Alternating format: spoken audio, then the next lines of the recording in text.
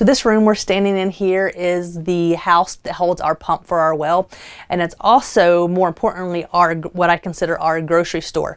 Now this little area here is just a very small part of that supply that we have.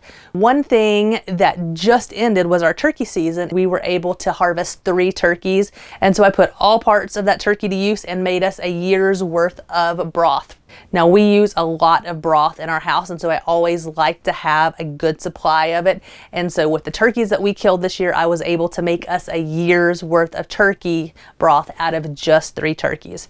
Now I make a lot of broth, but this year I decided to skip one step to save some time.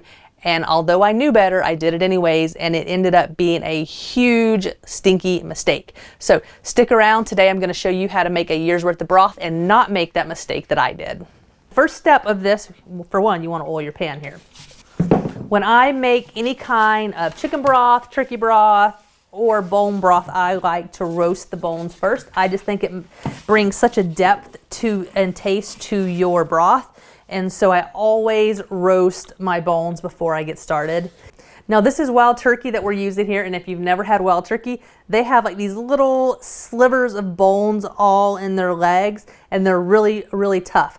But the meat on it is amazing, and we love to use the meat. It's just hard just to throw these on a grill or cook them like you normally would because they're very tough. And so once this broth is done, then I'll go ahead and take all of the meat off these bones, and then I will shred that and then put that in a bag to use, you know, for tacos or something like that. So we're gonna put our legs on here and then just rub everything down with olive oil. Once you roast this, then you have to put this into a pot and then you just simmer it for a couple days. And so I like to do this in cold weather. That way I can just put all this into a big pot with my liquid and just set it on our wood stove, and then it can simmer for a few days like that. But we are just about out of broth right now, and so I need some, and so I'm just gonna go ahead and do it on top of the stove.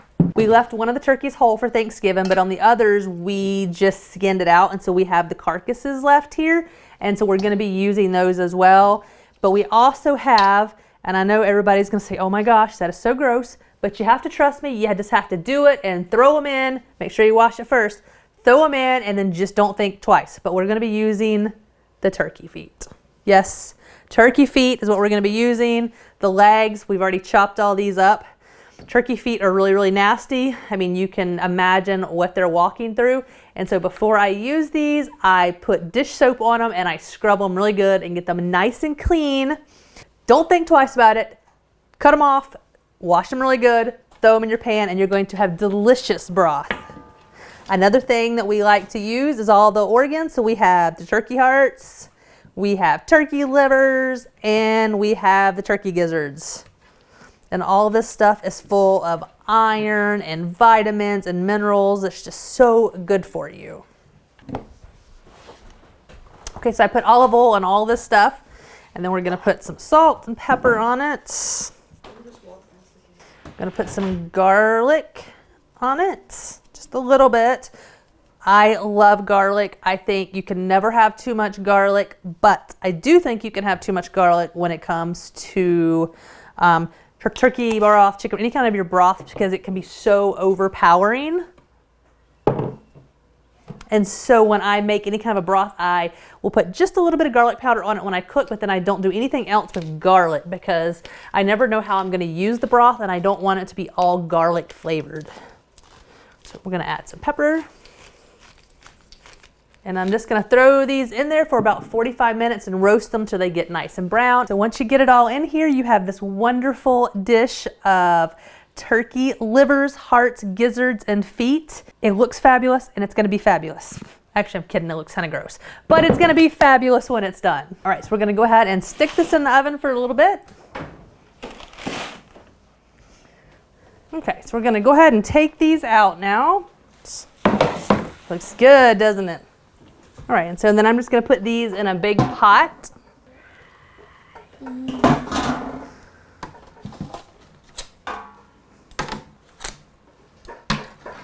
Okay, and then to that pot, I'm just going to throw a couple carrots. I don't peel them or anything, just chop them in about thirds and throw them in the pots. I'm gonna put some celery in there with it. and some onions. I'm going to add some peppercorns to it, some salt. Then we're going to add some sage and some thyme to it. And then I grab a few things of thyme and just put it in there. And then we're just gonna fill this up with water. We're just gonna put this on the stove, bring it up to a boil, and then turn it down to just a low simmer.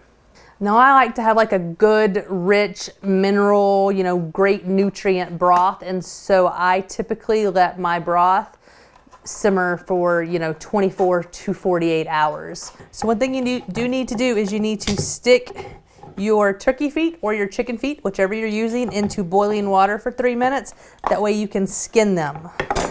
It smells so good. What? It does.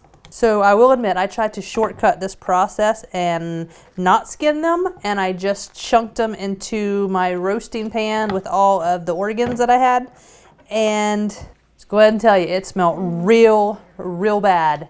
So don't skip the skinning step. But once you skin it, it smells good. Like chicken nuggets. Like chicken nuggets, apparently. This one's wanting to eat it already, and it's not even cooked yet. It's just been dipped in boiling water. This is why I tried to skip this step, because it takes so long. But lesson learned. So the easiest way to get under the skin too is just to take a fork, and then you can usually run down the top of the foot, and the skin peels right off.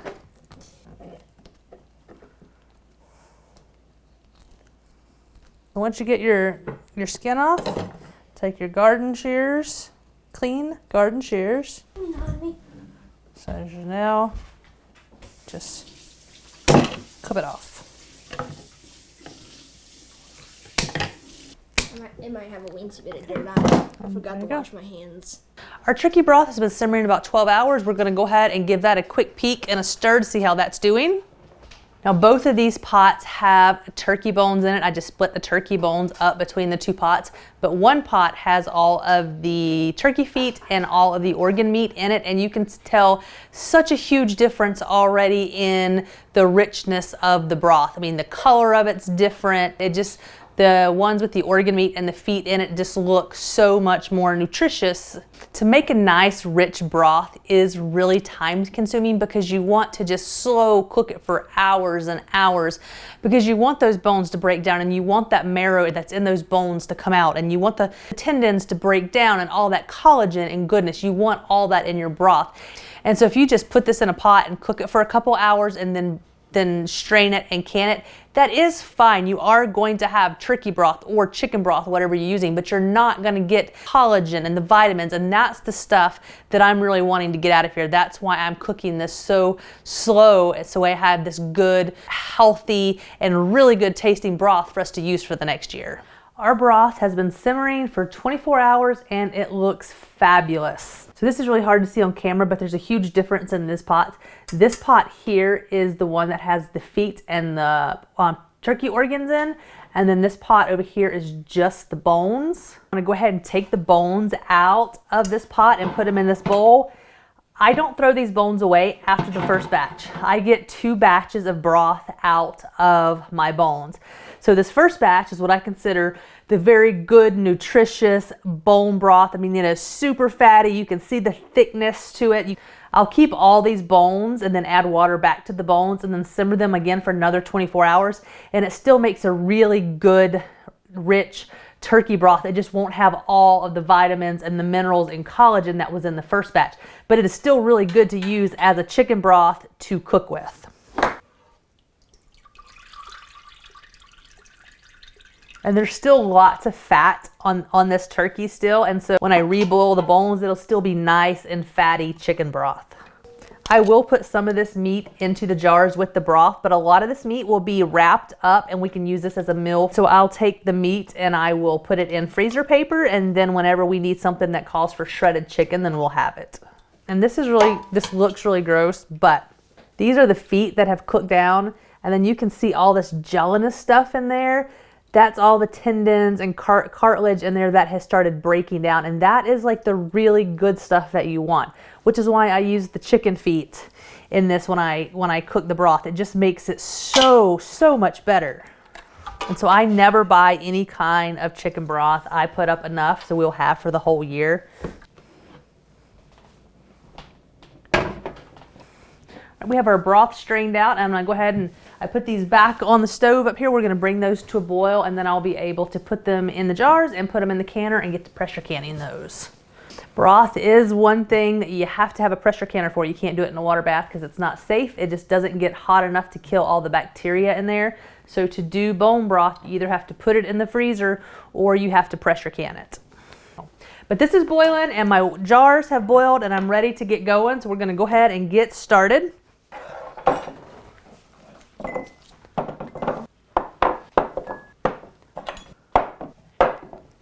Now you can put salt in these jars if you want to, but you don't have to. I am going to put a little bit in ours because I didn't put much salt in the broth when I was making it. And so I'm just going to put a half of a teaspoon in each pint jar.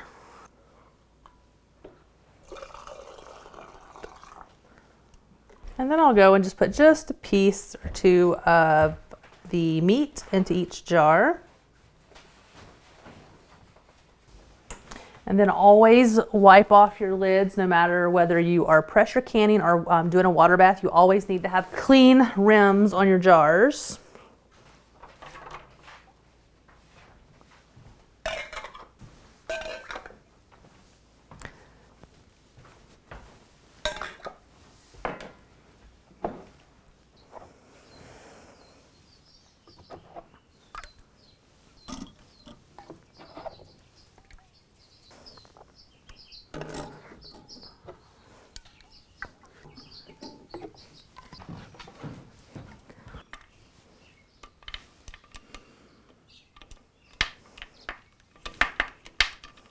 Now I have this all locked down and it's ready to go. I'm just gonna wait until steam starts coming out of here and give this about 10 minutes to steam, and then I'll go ahead and put my pressure stopper on top, and then it will start building the pressure. Okay, so the steam is going right here. That needs to steam for about 10 minutes, and then you can go ahead and put your stopper on and build the pressure. I want 15 pounds of pressure here, and so I'm gonna put it on the 15. Now that we have that gauge on there, the pressure will start building in here, and this gauge will start moving. We want to keep it at 15. You do not want to let your pressure get too high in here because it can explode. So keep an eye on your pressure.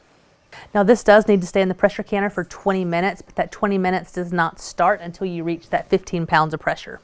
Okay, so this has been 20 minutes. We're going to go ahead and turn this off. Even though you just turned the burner off, this thing is still full of pressure. And so if you start opening this, hot steam is going to start blowing out. So don't do that. Turn it off and leave it until the pressure gauge is all the way back down to 0. Okay, so this has been sitting here, it's cooled down, the temperature gauge is on 0. And so your next step is to pull off the pressure gauge here, and you can still hear steam coming out of this. That means there's still steam in it, so you can't take the lid off until there's nothing coming out of here. No steam coming out now, there's no noise coming out. Your gauge is at 0, so you want to let it sit here for 5 to 10 minutes and then open it up. This thing has been sitting here for 10 minutes, and so we're going to go ahead and start opening this up.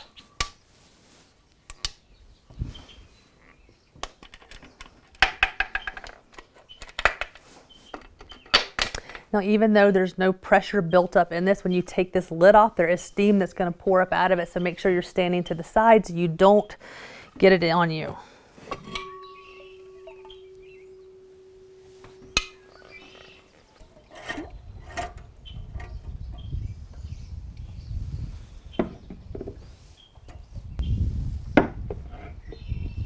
All right, I want to show you 3 jars of broth.